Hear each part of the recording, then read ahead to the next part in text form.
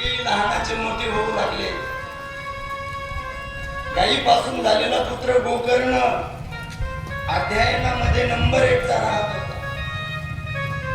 अध्ययनामध्ये परिपूर्ण झालेला आहे आणि जो धुंदुकारी आहे तो खल वृत्तीचा. लहान एखादा मुलगा चालला ना, न कळत जाऊन त्याच्या गालाला चिमटाच घेईल. एखादा मुलगा घेऊन कोरडे विहिरीतच टाकेल. अनेक खोड्या क्रूर प्रवृत्तीनं वागू लागलेला आहे. अनेक खोड्या लहानपणातच करू लागले. दोघेही लहानाचे मोठे होत होते. पुढे चालून आत्मदेव ब्राह्मणाचा जो मोठा मुलगा आहे गोकर्ण, तो मोठा पंडित झाला आणि जो धुंदुकारी तो तिने वेश्या कुसंगेनं त्यानं वेश्याचा कुसंग केलेला आहे, संग केलेला आहे. तो वेश्येच्या संगतीमध्ये पडलेला आहे आणि वेश्येच्या सोबत राहून आपल्या घरचं सगळं धान्य धन लुटू लागलेला आहे, बुडवू लागलेला आहे. आणि किती धन उडवतो म्हणून एका दिवशी आत्मदेव ब्राह्मणानं विचारलं, अरे बाबा असं वागणं योग्य नाही, असं वागू नको. म्हणून असं विचारल्याबरोबर आत्मदेव ब्राह्मणालाच मारण्याकरता धावून आलेला आहे. आणि आता मुलगा मला मारतोय असं पाहिल्याच्या नंतर आत्मदेव ब्राह्मण वनाकडे पळू लागलेला आहे. म्हणे घरी राहायलाच नको, मुलाचा मार खाऊस तर वनात गेलेलं बरं. आपल्याकडं नाही ना असं कोणाचं करू नये महाराज. मुलांना त्याला विशेष व्हावं लागतं. कारण आई वडील म्हणजे या पृथ्वीवरचे चालते बोलते देवच असतात. ज्ञानोबाराय वर्णन करतात, सकळ तीर्थाचे दुरे जिये का माता पितरे ती सेवेशी किर शरीरे लोन कीजे. सगळ्या तीर्थाचं अग्रस्थान, देवाचं सुद्धा अग्रस्थान. तुका म्हणे माय बापे अवघी देवाची स्वरूपे, अवघी देवाची स्वरूपे, अवघी देवाची स्वरूपे.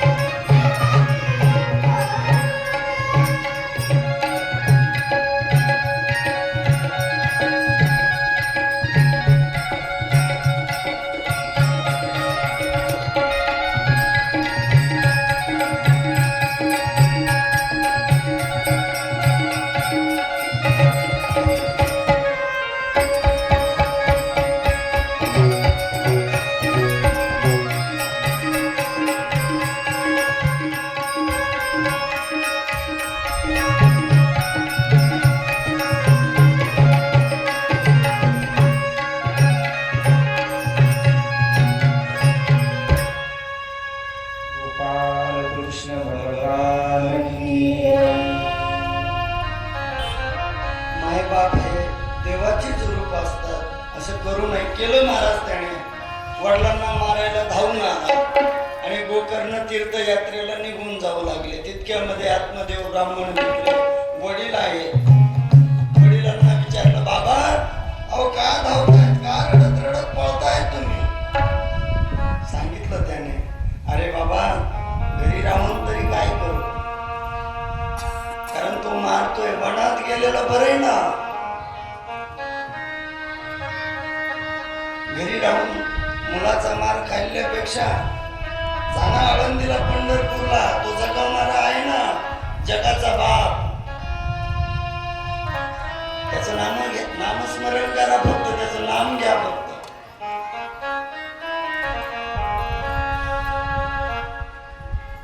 म्हणे जातो मी वनामध्ये निघून. एक सांगू, हेच तो संन्यासी सांगत होता आत्मदेव ब्राह्मणाला, तू वनामध्ये जाय बाबा, संन्यास घे, संसारात काही खरं नाही, पण पण तेव्हा ऐकलं नाहीये. ते म्हणतात ना, लातो के भूत बातों से नहीं मानते. आधी सांगितलं संन्याशांना, नको राहू तू संसारात, संन्यास घे, माझ्यासोबत चाल.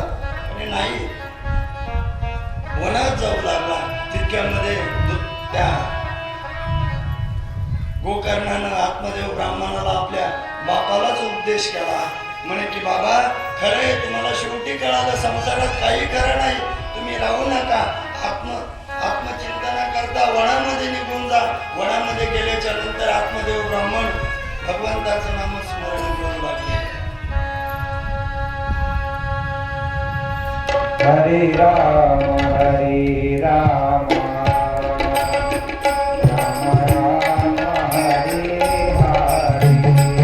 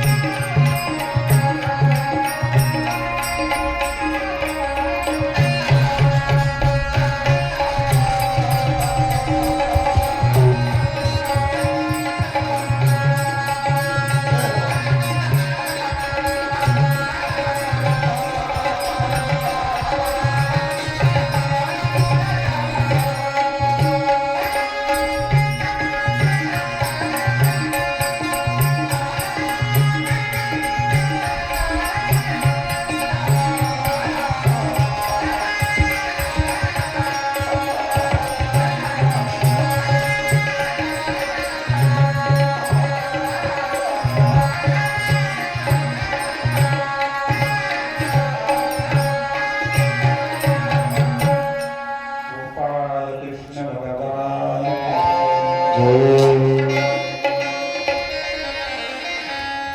वनात गेलाय, भजन करू लागलेला आहे. इकडं धंदुकारी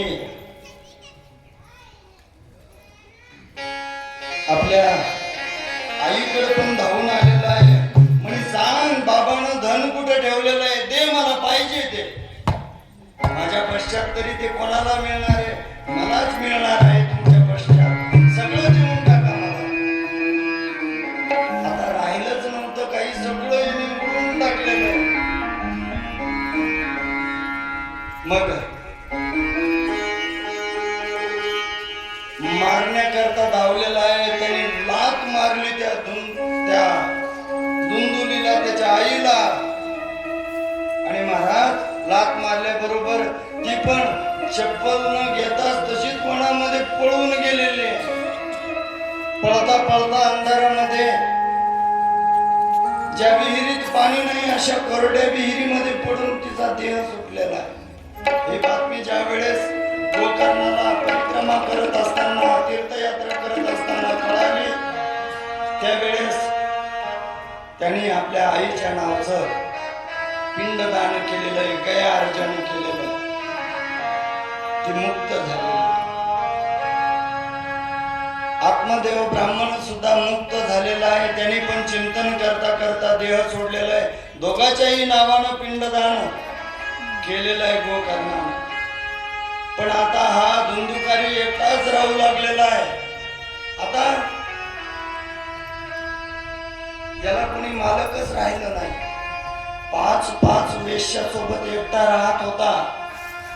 आपणही 5 वेश्यासोबत राहतो.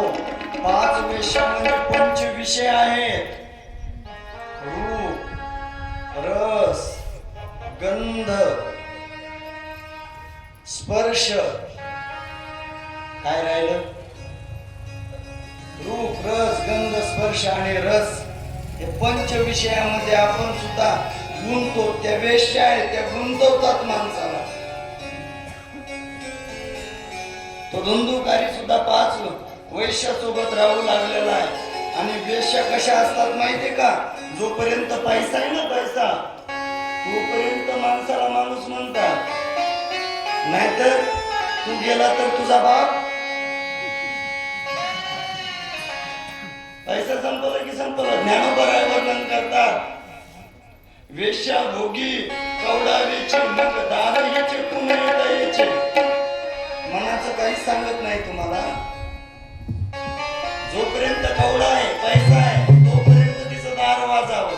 पैसा संपला मग दार सुद्धा वाजू देत नाहीत त्या.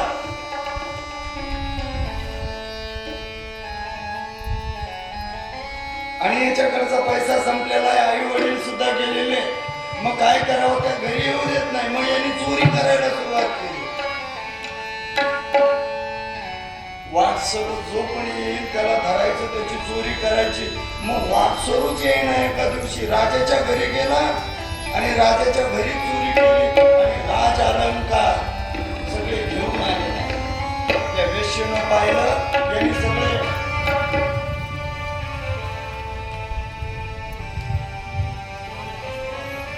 राज अलंकारच घेऊन आलाय. म्हणे की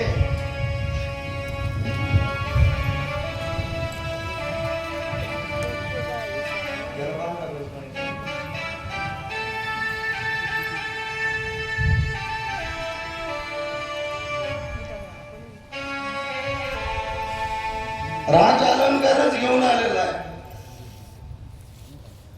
राज अलंकार आणल्याच्या नंतर वेश्याला वाटलं एखाद्या वेळेस जर का त्या राजाला कळालं की यांनी धन आणलेलं आहे, ते धन आपल्याकडे ठेवलेलं आहे, तर याच्या बरोबर शिक्षा आपल्याला होईल. मग काय करावं? म्हणजे याला सोडून द्या. तसं सोडलं तर हा धन द्यायचा नाही. हे धन तर घ्यायचं पण याला सोडून द्यायचं. मग धन कसं घ्यायचं? म्हणजे याला मारून टाका. 5 जणी होत्या महाराज. रात्रीची वेळ आहे. घरामध्ये 5 जणी, तो एकटाच आहे. 5 जणींना आत आल्याबरोबर घरात धरलेलं आहे त्याला आणि फासाला अडकवायचा प्रयत्न केला तर तो आरडू लागला मोठ्यानं. परत खाली घेतला आणि गरम कोळशे असतात ना, कोळशे कळतात ना, काय म्हणतात इकडं, इंगळ. ते गरम तापलेले ते ज्वलंत कोळशे घेतले आणि त्याच्या तोंडात टाकले. मग त्याला आरडायचा पण येणार आणि परत फासाला लटकवलं. मारलं महाराज त्याला. जो आई बापाची दैन करतो त्याला असंच नाही तर मारलं तरी यम लोकांमध्ये असंच मारतात. मारलं त्याला. वेश्या भोगणारा वारलाय आणि नंतर त्याच घरात सोडून तसंच पळून गेले तिथून.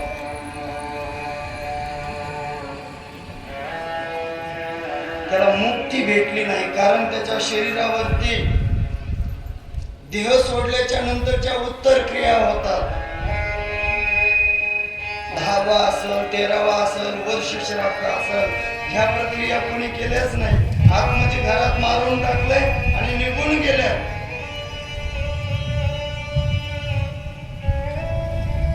मग तो पिशाच्य झाला.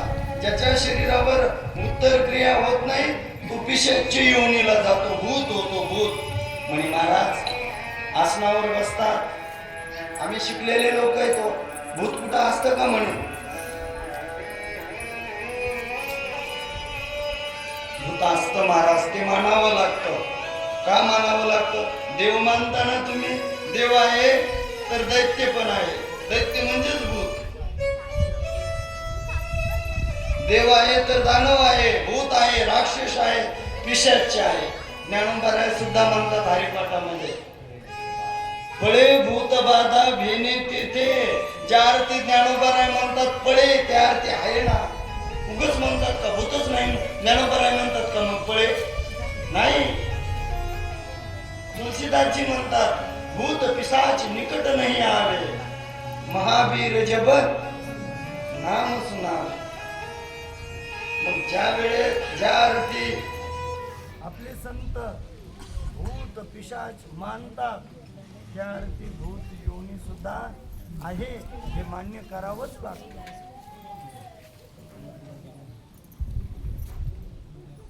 आणि भूत पिशाच हे मानावं लागतं का? तर संत म्हणतात म्हणून. जसं की आई म्हणते, अरे बाबा हा तुझा बाप आहे, तो आपण पाहिलेला असतो का? नाही. आईवर भरोसा ठेवावा लागतो. आपण म्हणतो का आईला हा माझा बाप कशावरून? नाही म्हणत महाराज. का? मग तसे परमार्थामध्ये संत हे आई बाप असतात. ते म्हणतात भूत पिशाच आहे, तर भूत पिशाच व्हायचं नसल तर आई बापाचा छळ करू नये माणसं.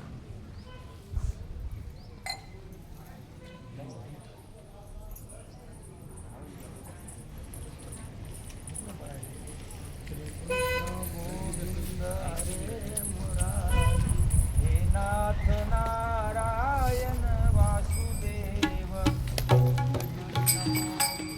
हरे मुरारी, हे नाथ नारायण वासुदेव.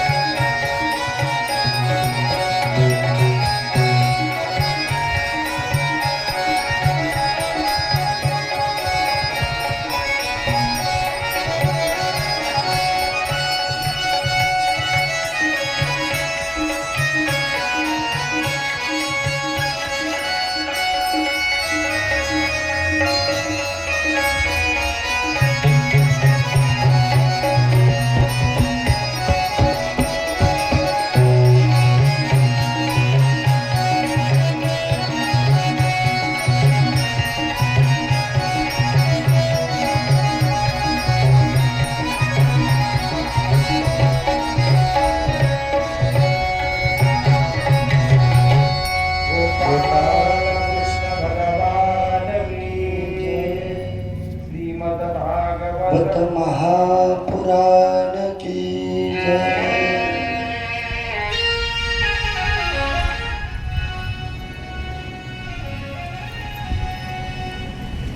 पिशाच योनीला प्राप्त झालेला आहे। एका दिवशी फिरत फिरत फिरत फिरत गोकर्ण आपल्या त्या गावामध्ये आलेला आहे। अंगणामध्ये बास टाकलेली, रात्रीची वेळ आहे, झोपलेला आहे अंगणामध्ये, रात्रीची वेळ आहे। खूप मोठाले असे भयानक भयानक असे आवाज येऊ लागलेले कानावरती। कानावरती आवाज आल्याच्या नंतर गोकर्णानं आपल्या हातामध्ये पाणी घेतलेलं आहे, अभिमंत्रित केलेलं आहे आणि फेकलेलं आहे। फेकल्याबरोबर एक असा त्या वायू रूपाला आकार प्राप्त झालाय आणि त्याला विचारलं, अरे बाबा कोण तू, असा का आवाज काढतो? म्हणे मी तुझा भाऊ आहे। भाऊ तुम्हाला ओळखलं नाही का? कसं तुझं तर रूप नाही काही, मी कसं ओळखणार? अरे म्हणे मी खूप पाप कर्म केलंय, त्या पाप कर्मामुळे मला आता पिशाच योनी प्राप्त झालेली आणि या पिशाच योनीला मी प्राप्त झालो। आता मला याच्यातून तू सोडव। सोडण्याकरता काय करावं? अरे म्हणे मी तुझ्या पण नावानं गयेला पिंडदान केलंय। म्हणे तू किती गयेला पिंडदान कर, पण आई वडिलांचा मी छेड केलेला आहे, वेश्याचा कुसंग केलेला आहे, नको त्यांना त्रास दिलेला आहे। मी त्या गयेच्या पिंडदानानं सुद्धा मुक्त होणार नाही, पापी आहे। मला तुला काहीतरी दुसरी साधना करावी लागेल जेणेकरून मी मुक्त होईल। मग काय करू मी? म्हणे तू ठरव आता, त्याच्यावरून काहीतरी बलवत्तर साधन कर। दुसऱ्या दिवशी सकाळी सूर्यनारायणाला गोकर्णानं नमस्कार केलेला आहे आणि विचारलेलं आहे काय साधना करू की जेणेकरून माझा असणारा भाऊ मुक्त होईल। सूर्यनारायणानं सांगितलं सप्ताह पारायण करा तुम्ही। कशाचं? श्रीमद भागवत महापुराणाचं। ठरलं महाराज 7 दिवसामध्ये आता सप्ताह पारायण करायचं। सगळ्या गावामध्ये चर्चा झाली की आता गोकर्णासारखा पंडित स्वतः आपल्याला भागवत महापुराण सांगणार आहे, तर ऐकण्याकरता सगळ्यांनी जायचंय। सगळे जण आलेले। दुसऱ्या दिवशी गोकर्णजी व्यासपीठावरती बसलेले आणि कथेला सुरुवात केलेली आणि राजा परीक्षितीच्या जाग्यावरती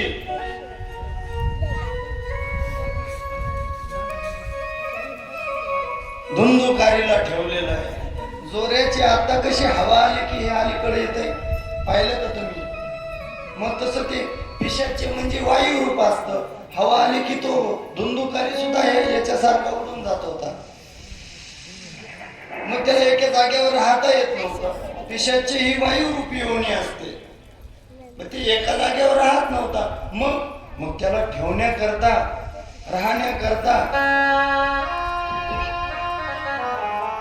एक 7 बेट असलेला बांबू आणला। बांबू कळतो ना तुम्हाला? बांबू हा प्लॅस्टिकचा असतो तो।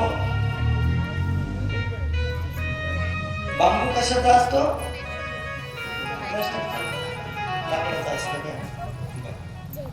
बांबू त्याला अशा गाठी असतात, गाठी। बांबूले मस्त आहे बरं महाराज, पुढे येणारच आहे, पण त्याला गाठी असतात। काय असतात? गाठी पाहिलं ना? आपण थोडं 5 मिनिटांमध्ये थोडासा इंटरव्हल घेणार आहोत, मधात विक्षेप करू नका, थोडे पण लक्ष देऊन ऐका। बांबू कळतो? त्याला काय असतात? गाठी।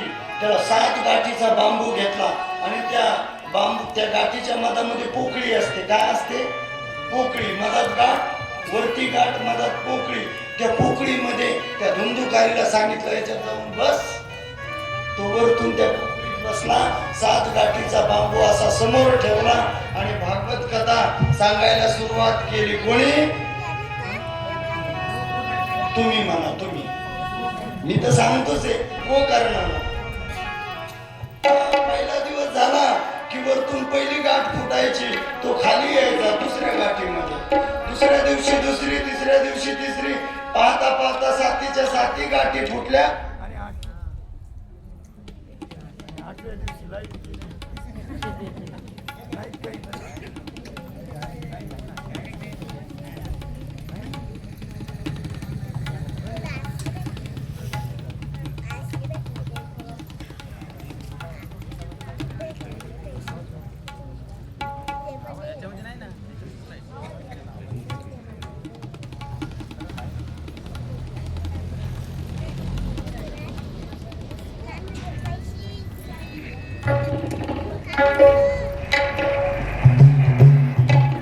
आणि 8व्या दिवशी काय झालं, धुंदुकारी मुक्त झाला. मुक्त झाला म्हणजे त्याला एक असा दिव्य वेश धारण झालेला आहे, त्याला भेटलेला आहे, रूप भेटलेलं आहे.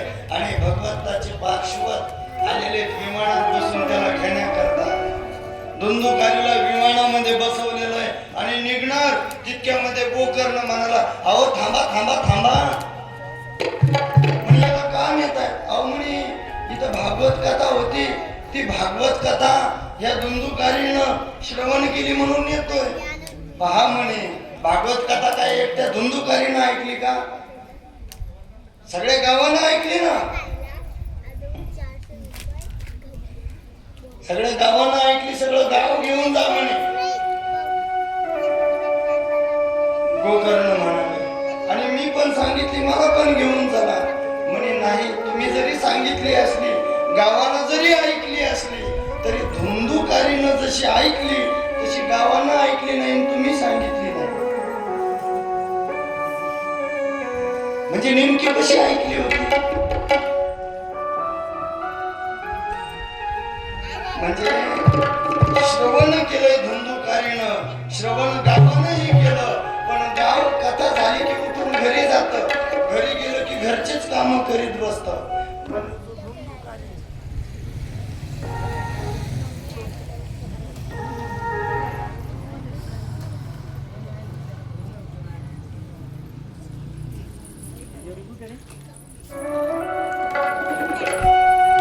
तो धुंदुकारी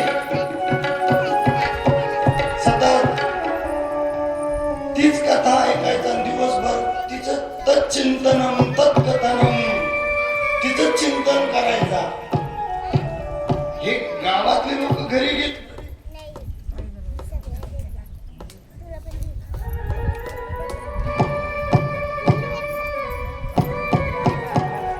गावातले लोक घरी गेले तरी त्याच चिंतन करायचं सतत. म्हणून त्यांनी जसं ऐकलं तसं नाही गड्या. ही कथा देते, मोक्ष देते, पण हिला तसं ऐकावं लागतं. आपल्यालाही ही कथा मोक्ष देणार आहे. सांगायचा मुद्दा, भूत पिशाचांना सुद्धा उद्धार करून देणारी ही कथा आहे. कोण सांगते माहितीये काय तुम्हाला? शौनक ऋषींना सूत महाराज सांगतायत नैमिष्य अरण्यामध्ये. अशी सुंदर कथा आहे. त्यांनी विचारलं होतं, इह कलौ घोरे किम साधनम अन्यजा, या कलियुगामध्ये, घोर कलियुगामध्ये आम्ही काय साधना करावी की आम्ही मुक्त हो?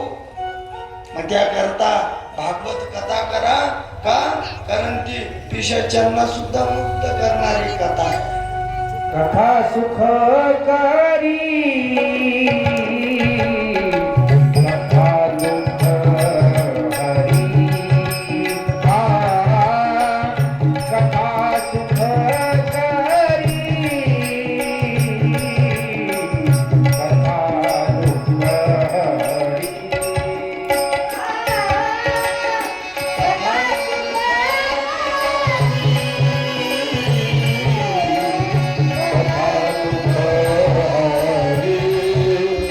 हरी.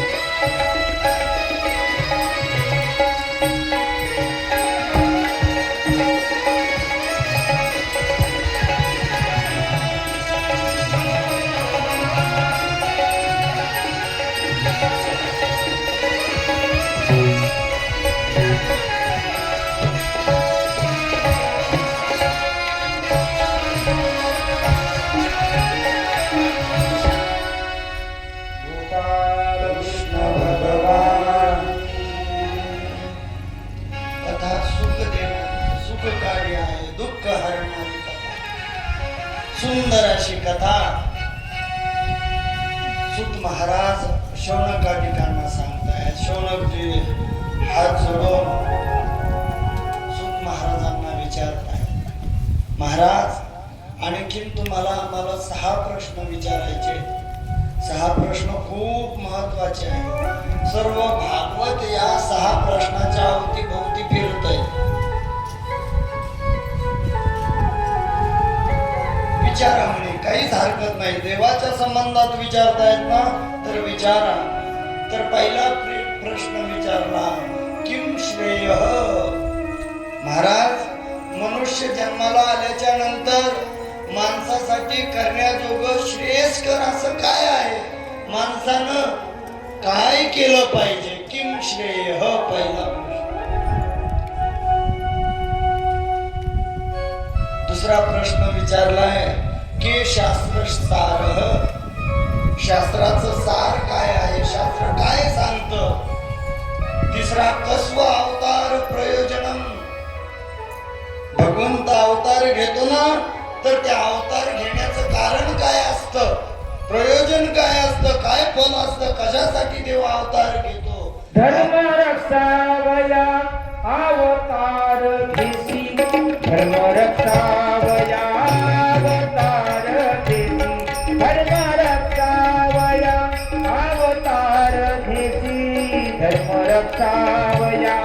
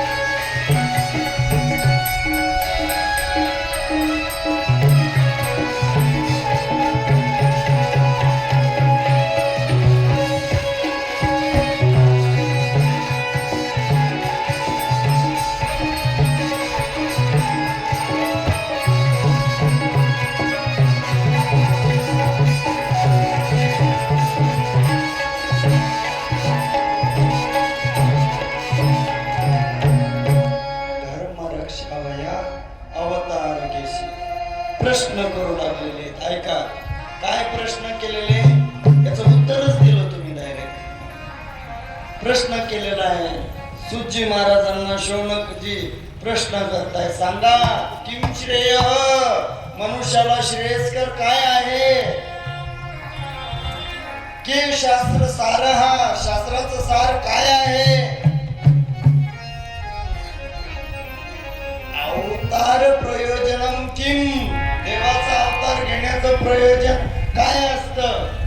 किम कर्म. देवाना अवतार घेतल्याच्या नंतर तो काय कर्म करतो? के अवतारस्य. देवाचे किती अवतार झाले? आणि भगवंतानं अवतार संपल्याच्या नंतर धर्म के शरणम गतः. धर्म कोणाला शरण केलेला? असे 6 प्रश्न केलेले. कोणी? शौनकादी ऋषींनी सूत महाराजांना केलेले. त्याचं उत्तर द्यायला आता सुरुवात करतात. कोण? सूत महाराज उत्तर द्यायला सुरुवात करतात. उत्तर देत असताना हे सूत महाराज म्हणजे ज्यांचं नाव उग्रश्रवा, यांच्या वडिलांचं नाव रोमहर्ष. शौनकादिक ऋषींचं पुढाकार घेणारे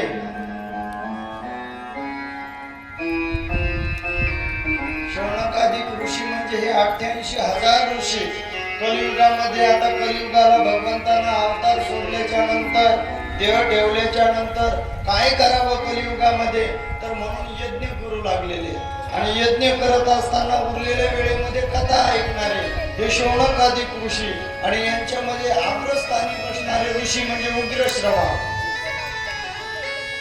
यांच्या वडिलांचं नाव रोमहर्ष. हा रोमहर्ष एकदा तप करत होता. तप करत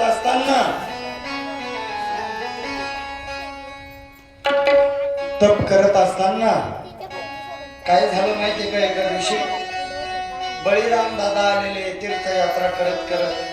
बळीराम दादांना तहान लागली म्हणून बळीराम दादांनी मागितलं, ओ पाणी द्या ना. हे ध्यानस्थ बसलेले रोमहर्ष समाधीमध्ये त्यांना कळालंच नाही की मला कोणी पाणी मागतंय. म्हणून बळीराम दादांनी परत पाणी मागितलं, मला पाणी प्यायचंय, तहान लागली. तरी पण लक्षच दिलं नाही.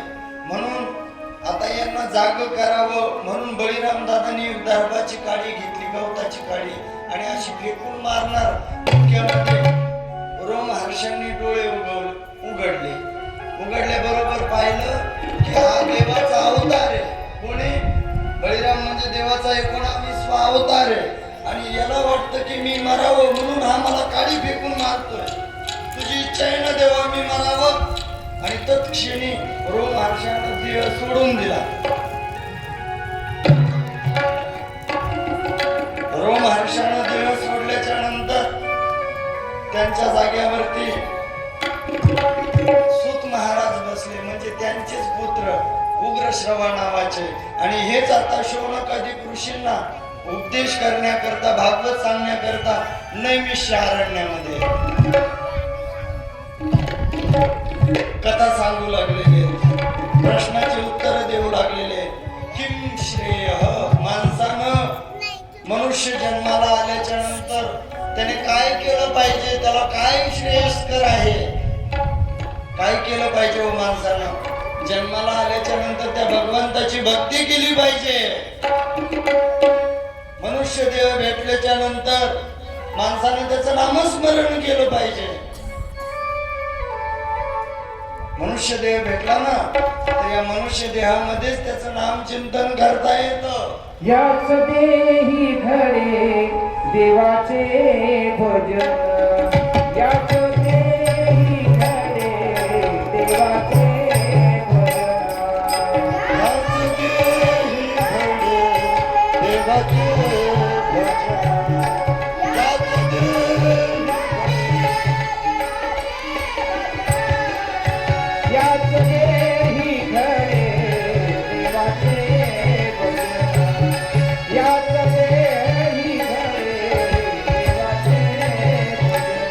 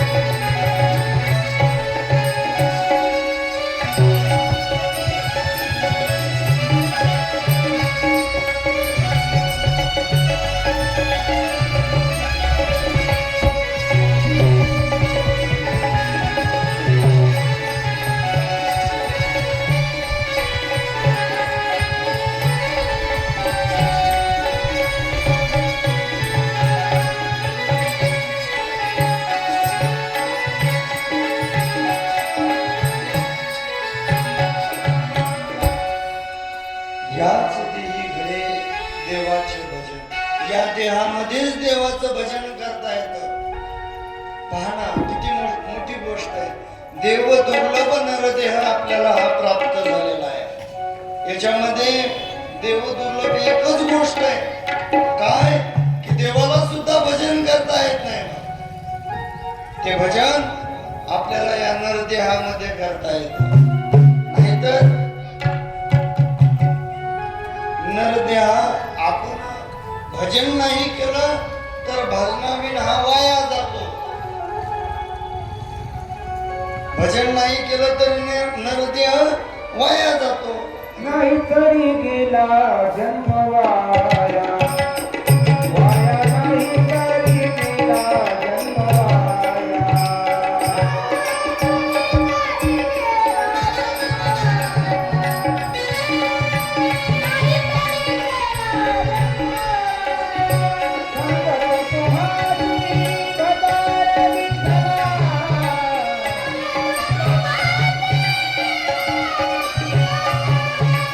सांगतो तुम्हासी भजारे विठ्ठला,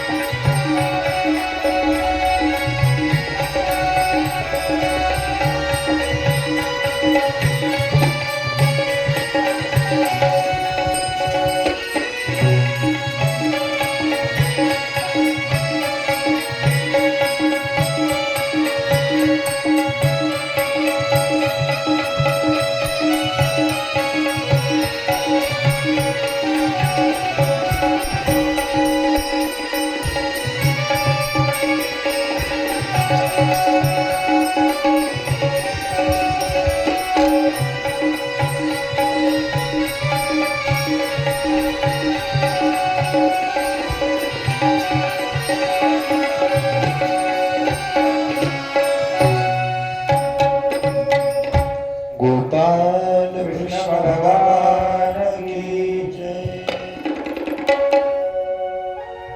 नाहीतरी गेला जन्म वाया, सांगतो तुम्हासी भजारे विठ्ठला. नाहीतरी गेला जन्म वाया. त्याला भजलं नाही ना तर वाया जातो. तुम्ही म्हणता महाराज आम्ही तर संसार करतो या देहानं, या शरीरानं, मग ते वाया जातं का? हो, ते वाया जातं. कारण ज्याच्यासाठी दिलं त्याच्यासाठी जर का ते उपयोगात नाही आणलं तर ते काय जातं? वाया जातं. है का नाही? दिलाय कशासाठी? हा भजनासाठी. आणि तुम्ही भजन नाही केलं तर ते काय होणार? वाया जाणार. देह काय जाणार? भजनासाठी दिलेला आहे का नाही? देवे दिला देह भजना गोमटा. जर भजनाला दिलेला आहे आणि आपण संसारात जर का घालत असलो त्याला तर वायाच घालतोय का नाही? अहो, जी वस्तू ज्याच्यासाठी दिलेली त्याच्यासाठी उपयोगात नाही आली तर आपण काय म्हणतो? ती वाया गेली. तुम्हाला समजायला का? सांगतो ऐका.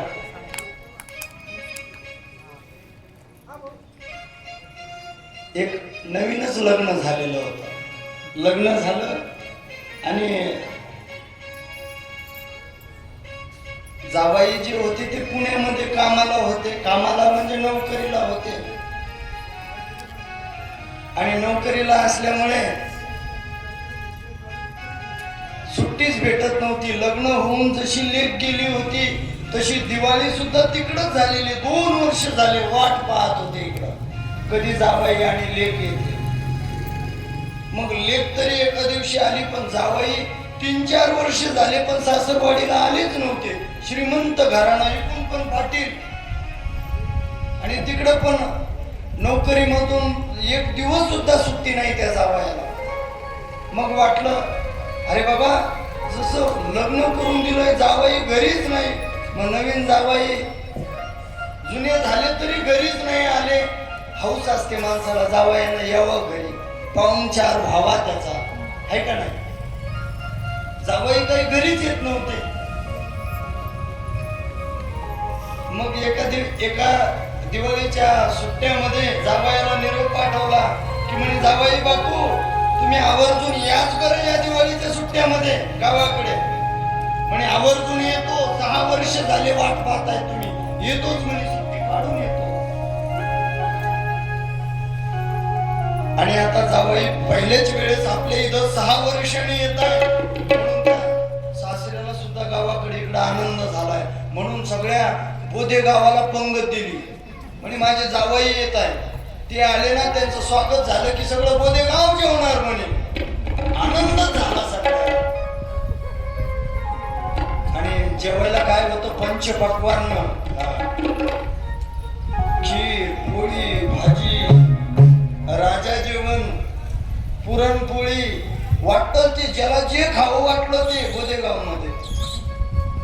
जावई येत आहेत पहिल्या वेळेस, असं सगळं नियोजन करून ठेवलंय. आता उद्या जावई येणार, आता सगळं मंडप लावलेलं आहे, आचारी लावलेला आहे, स्वयंपाकाचं ते धान्य सगळं विकत आणलेलं आहे. आणि अशी पंगत दिलेली,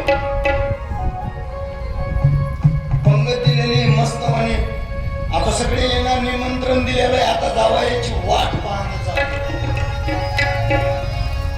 आणि जावई कामात असते म्हणून जास्त फोन नाही केला त्यांना. आणि आता 4 वाजता येणार होते, 4 तर वाजून गेले, 5 मिनिटं झाले. म्हणून फोन लावला जावयाला, जावई बापू अहो तुमची वाट पाहतोय, तुमच्या विमानाचा टाइम होऊन गेलाय. अहो मला तुम्हाला फोन करायचं लक्षातच नाही, आमच्या कंपनीचं सर्व्हर डाऊन झालंय, त्याच्यामुळे मला इथून हालताच येत नाही, मी येऊ शकत नाही. जावई काय म्हणे, मी येऊ शकत नाही. जावई येऊ शकत नाही म्हटल्याच्या नंतर आता सगळे बोधेगाव सगळं एकत्रित झालेलं होतं, स्वयंपाक तयार होता. मग बाकीचे लोक म्हणले जाऊ द्या, नाही आले तर जेवण तर घ्या ना म्हणे, आता का फेकून देता काय. मग ते सासरा म्हणे काय करावं आता, जाऊ द्या, सगळी कोल्या कुत्र्याचीच भरती झाली. अरे कोली कुत्रे का खाल्लं ना माणसानं, पण ज्याच्यासाठी केलंय तो नाही आला तर कोल्या कुत्र्याचीच भरती होते. नरदेह ज्याच्यासाठी दिलाय ते नाही केलं तर हा सुद्धा कोल्या कुत्र्याच्याच भरतीला जातो महाराज. याला घेऊन जातो दुसराच. कोण घेऊन जातो याला, ते आला. याची वाटच पाहत बसलेला आहे तो नेण्यासाठी.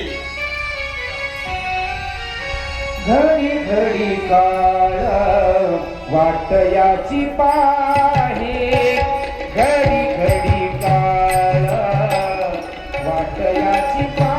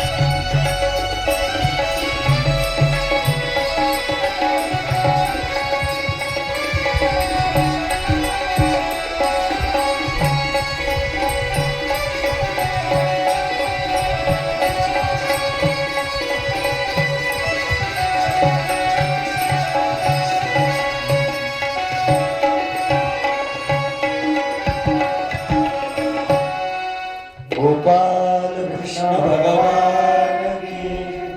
काळ याची वाट पाहतो. हा ज्याच्यासाठी दिलाय, कशासाठी दिलाय, कशासाठी दिलाय देह? देह दिलाय भजना करता, त्याची भक्ती करण्याकरता. हा किम श्रेय सांगितलेलं आहे. काय प्रश्न काय आहे? काय श्रेयस्कर आहे? काय केलं पाहिजे? अहो नरदेह भजनासाठी दिलेला आहे, म्हणून भजनच केलं पाहिजे. त्याचं उत्तर देत असताना भागवतामध्ये श्लोक आलाय, सवय पुंसा परम परो धर्मो यतो भक्ती हृदोक्षजे. काय श्रेयस्कर आहे? अहो मनुष्याचा धर्मच हा आहे की हृदोक्षजाची भक्ती केली पाहिजे, त्या भगवंताची भक्ती केली पाहिजे. त्या भक्ती करत असताना कशी केली पाहिजे माहितीये का? खाली आलंय, अहैतुक्य प्रतिहता ययात्मा संप्रसिद्धती. अहैतुक्य म्हणजे हेतू न ठेवता, हेतू न ठेवता त्याची भक्ती केली पाहिजे. म्हणजे सोपं करून सांगा, सोपं करून सांगू का? मनामध्ये काहीही इच्छा न ठेवता देवाची नुसती भक्तीच करणं, याला म्हणतात अहैतुक. आणि अशी कशी भक्ती करायची? अहो सोपं आहे म्हणे. कसं आहे म्हणे? आपण काय करतो, एक अगरबत्ती घेऊन जातो देवाकडे. काय घेऊन जातो? अगरबत्ती नेतात ना तुम्ही देवळामध्ये? हा, महादेवाच्या पाया पडायला गेल्याच्या नंतर एक अगरबत्ती घेऊन जातो आणि त्या एका अगरबत्तीच्या मोबदल्यामध्ये काय काय मागतो माहितीये का? तुम्ही मागता का? देवा अरे मुलाचं लग्न होऊ दे बाबा, लग्न झालं तर त्या मुलाला सुद्धा मुलगा होऊ दे, त्यांची शिक्षण चांगली होऊ दे, मुलगा चांगल्या नोकरीला लागू दे, नोकरीला लागला तर त्यांनाही मुलं होऊ दे, त्यांना पण निरोगी राहू दे. देवा सगळं सुखात ठेव. चाराण्याची अगरबत्ती मागतो किती? हेतू मनामध्ये ठेवून जातो देवाकडे. आपण हेतू न ठेवता गेलं पाहिजे. देवाकडे मागायचं ना तर फक्त एकच मागायचं. काय? देवा मला फक्त तूच पाहिजे. देवा तुझ्याशिवाय मला काही नको गड्या. मागायचं फक्त हे. याला म्हणतात अहैतुक भक्ती. ही देवाची करणं हा परम धर्म, हे श्रेयस्कर. देवाला देवच मागितला पाहिजे महाराज. देवाला देव मागितला ना तर देव आपली आई होऊन सगळ्या इच्छा पुरवतो. मागायची गरज नाही त्याला. एखाद्या दुकानात जर का गेलो ना, एकदा दुकानामध्ये आमच्या संस्थेतील विद्यार्थी माझ्यासोबत किराणा भरण्याकरता आला होता. मग विद्यार्थी पण असा भगवत कथा कीर्तन ऐकणारे माझे विद्यार्थी, हे माझे विद्यार्थी सगळे चतुर आहेत. ऐकणारे माझ्यासोबत किराणा भरायला आले. कुठं? किराणा दुकानात. आणि तिथं आल्याच्या नंतर मी किराणा असा एक खट्या 10-20 हजाराचा भरला तो. 30-35 विद्यार्थी आहे ना, तर हप्त्याला म्हणा, 15 दिवसाला म्हणा, 10-20 हजाराचा, 20 हजाराचा किराणा भरला. त्या दुकानदाराला वाटलं की बाबा महाराज दरवेळेस इतका किराणा नेतात, तर यांची काहीतरी आपण मदत करावी, या मुलांना काहीतरी खायला द्यावं. मग खायला द्यावं म्हणून त्या मुलांना त्यांनी काय केलं, त्या मुलाला म्हणे, हे बाळा तुझ्या हाताने त्या भरणीतून चॉकलेट घे. घेऊन नव्हता तेव्हा एक चौथीचा सच्चिदानंद माहिती आहे तुम्हाला? चौथीला मुलगा आहे तो होता, मोठा आहे असा. ते म्हणला बाबा मी कसा घेऊ, तुम्हीच द्या म्हणे तुमच्या हाताने. मुलगा पहा किती हुशार आहे. मी कसा घेऊ, तुमच्या हातानं तुम्हीच द्या. दुकानदार आला आणि त्या दुकानदारानं काय केलं, त्याच्या हातानं चॉकलेट दिले. मग आता तुझ्या हाताने घे म्हटल्यावर त्या दुकानदाराच्या हाताने घ्यायला गेला तर त्या दुकानदारानं हात घातला आणि अशी मूठ भरून चॉकलेट घेतले. याने असा पदरच पुढे केला. आता लहान मुलगा होता, हातात किती बसते म्हणून पदर केला. त्या दुकानदारानं टाकले. मुलगा किती हुशार आहे पहा. मुलाच्या हाताने जर घेतले असते तर त्यांनी झोळीत नसते घेतले, आता दोनच घ्यावे लागले असते आहे की नाही, पण त्याच्या हिशोबानं द्या त्याच्यानंतर किती दिले, त्याची गोंधळ भरून दुकानदाराची. तसं देवाकडून घेत असताना, देवा मी काही मागत नाही गड्या, तूच दे मला, तूच पाहिजे. मग तो भरपूर देतो, मग नाही कमी पडू दे. दृष्टांत दृष्टांत म्हणून नका ऐकू, सिद्धांतावर आहे. त्याला म्हणायचं देवा तूच दे आम्हाला, आम्ही नाही मागत काही. देवा तूच माझी आई आहे, त्याच्याकडे एकनिष्ठेनं त्याच्यावर सगळं वजन टाकून द्यायचं. जसं की एखादा लहान लेकरू असताना आई मला तूच पाहिजे म्हटलं की तो देव भेटतो, की आई भेटतेच त्याला.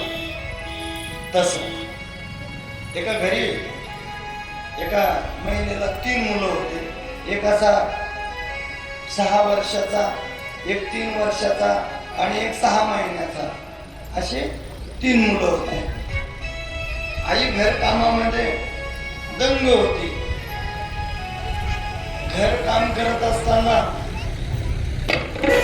भांडे घासत असताना मोठा मुलगा रडू लागलेला आहे आणि रडत असताना ती धावतच गेली. ए म्हणे बाळा काय झालं, काय झालं. तरी रडणंच थांबायला त्याचं. मग घरामध्ये गेली, घरामध्ये एका डब्यामध्ये लाडू ठेवलेले होते. लाडू घेतला म्हणे बाळा रडू नको खाय. हा त्या बाळानं लाडू घेतला आणि खात बसला तो बाळ. परत आली, तो खात बसलाय, परत आली कामाला लागली. मग ते दुसरा जो आहे ना 3.5 वर्षाचा, 3 वर्षाचा, तो रडू लागला. त्याच्याकडे पण गेली, म्हणे बाळा काय झालं. तरी त्याचं रडणं थांबायना. म्हणून एक भावली होती, ती भावली दिली की तो शांतच झाला, खेळत बसला भावलीला. आणि 6 महिन्याचा मुलगा होता, तो रडू लागला. धावतच गेली त्याच्याकडे, लहान होता ना, धावत गेली, मांडीवर घेतलं त्याला, थापटू लागली. ते झोपू घालण्याचा प्रयत्न केला त्याच्याकडे. त्याला तो लाडूचा गोळा मोठ्या मुलाला दिलता ना, तो दिलाय. तो लाडूचा गोळा त्याने फेकूनच दिला. 6-7 महिन्याचा असं केलं त्याने आणि मोठ्यानं टाऊ फोडला. मग त्याला भावली दिली. भावली काय समजते त्याला, भावलीला सुद्धा तो ऐकला नाही, रडूच लागला. मग तिला कळायलं याला लाडू भावली नाही लागत, याला कोण पाहिजे, फक्त मी पाहिजे. आपण काय करतो महाराज, भावलीमध्येच दंग होऊन जातो.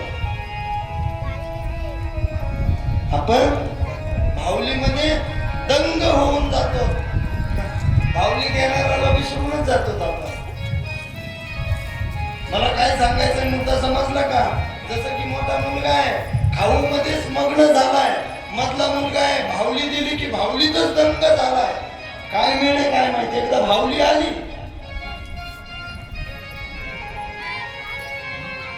की इकडे थोडासा लोपच पडतो, आहे का नाही. जन त्यारी देखे उतरे प्रपंचे, हो जन त्यारी देखे उतरे प्रपंचे.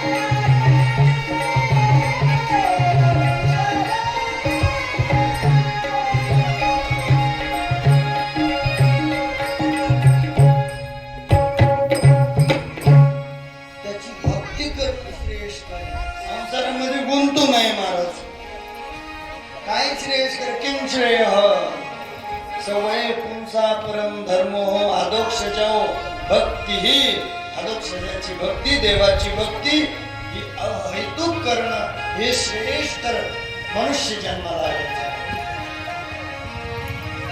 आणि नंतर मनुष्याचा सवय धर्म तोच धर्म आहे त्याचा. अजून देवाचे कोणकोणते अवतार झाले हो तर ऐका ना, या भागवतामध्ये अनेक अवतार झाले त्याचे. अवताराच्या राशी तो हा उभा विटेवरी,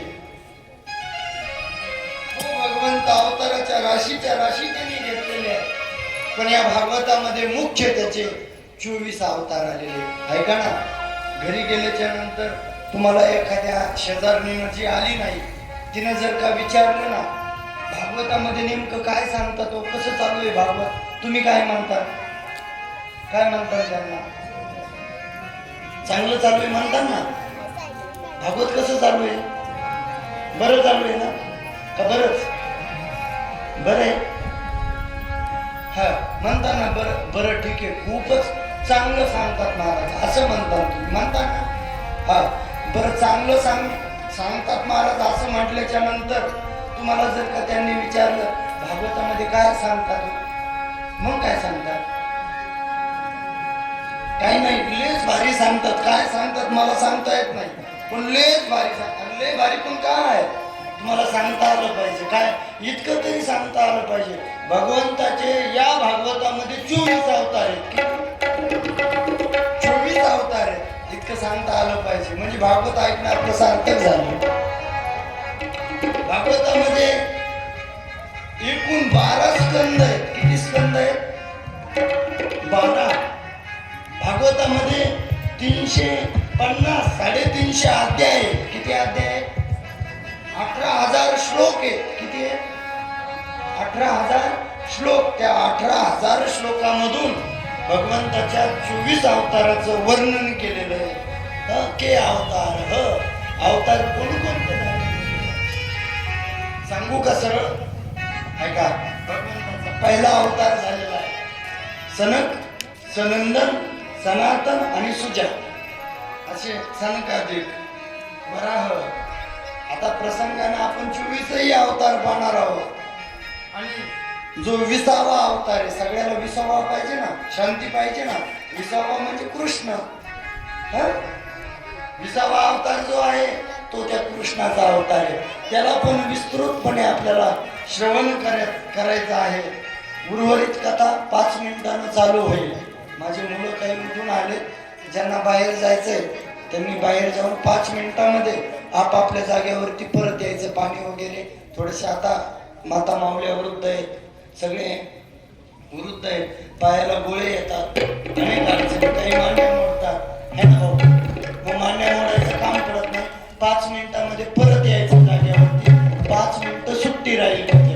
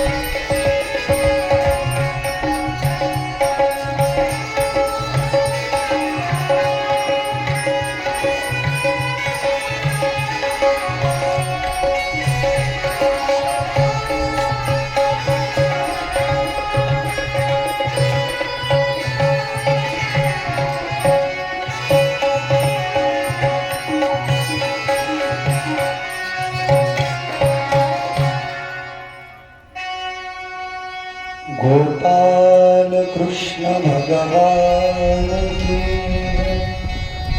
सुंदर अशी कथा चालू आहे. कथा कुठं चालू आहे? नैमिषारण्यामध्ये शौनकादिक ऋषींना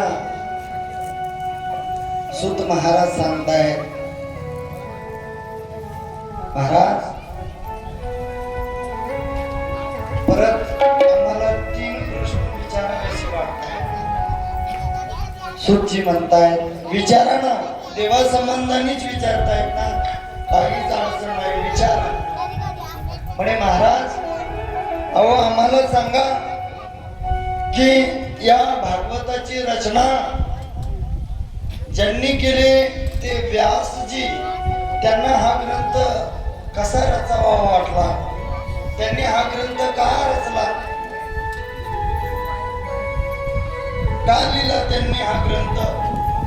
एक प्रश्न. दुसरा प्रश्न की विरक्त असणारे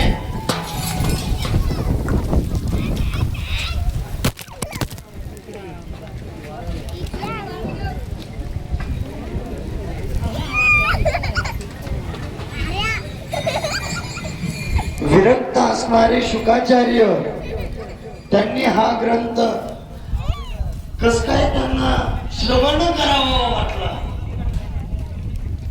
आणि हा ग्रंथ श्रवण त्यांनी केल्याच्या नंतर राजा परीक्षितीला का म्हणून सांगितला.